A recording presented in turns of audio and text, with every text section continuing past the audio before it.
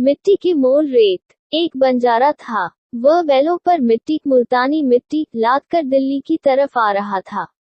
रास्ते में कई गांवों से गुजरते समय उसकी बहुत सी मिट्टी बिक गई।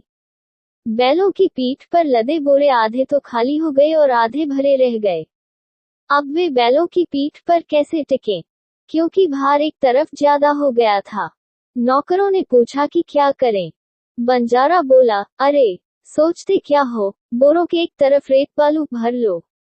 ये राजस्थानी जमीन है, यहाँ रेत बहुत है। नौकरों ने वैसा ही किया। बैलों की पीठ पर एक तरफ आधे बोरे में मिट्टी हो गई और दूसरी तरफ आधे बोरे में रेत हो गई। दिल्ली से एक सज्जन उधर आ रहे थे। उन्होंने बैलों पर लदे बोरों में से एक तरफ रेत गिरते हुए देखी तो बोले कि बोरों में एक तरफ रेत क्यों भरी है। नौकरों ने कहा, संतुलन करने के लिए। वे सज्जन बोले, अरे ये तुम क्या मूर्खता करते हो, तुम्हारा मालिक और तुम एक से ही हो। बैलों पर मुफ्त में ही भार ढोकर उनको मार रहे हो। मिट्टी के आधे आधे दो बोरों को एक ही जगह बांध दो तो कम से कम आधे बैल तो बिना भार के चलेंगे। नौकरों ने कहा कि आपकी बात तो ठीक जंचती है, पर हम वही करेंगे जो हमारा मालिक कहेगा।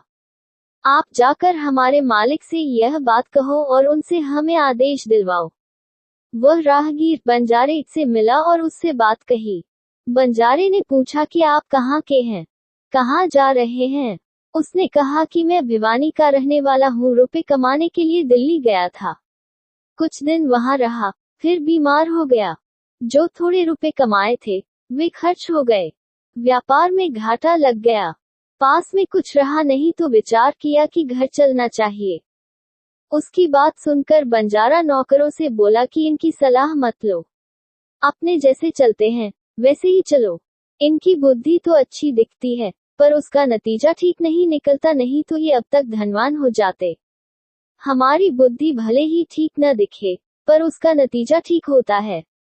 मैंने कभी अपने काम में घाटा नहीं उठाया। बंजारा अपने बैलों को लेकर दिल्ली पहुंचा। वहां उसने जमीन खरीदकर मिट्टी और रेत दोनों का अलग अलग ढेर लगा दिया और नौकरों से कहा कि बैलों को जंगल में ले जाओ और जहां चारा पानी हो वहां उनको रखो। यहाँ उनको चारा खिलाएंगे तो नफा कैसे कमाएंगे। मिट्टी बिकनी शुरू हो गई। उधर दिल्ली का बादशाह बीमार हो गया। बादशाह के हकीम ने सलाह दी कि अगर बादशाह राजस्थान के धुरे रेत के टीले पर रहे तो उनका शरीर ठीक हो सकता है। रेत में शरीर को निरोग करने की शक्ति होती है, इसलिए बादशाह को राजस्थान भेज देना ठीक रहेगा। तब एक दरबारी ने कहा कि राजस्थान क्यों भेजें, वहां की रेत यही मंगा लेते हैं। अरे ये दिल्ली का बाजार है, यहाँ सब कुछ मिलता है, मैंने एक जगह रेत का ढेर लगा हुआ देखा है। बादशाह, अच्छा तो फिर जल्दी रेत मंगवा लो।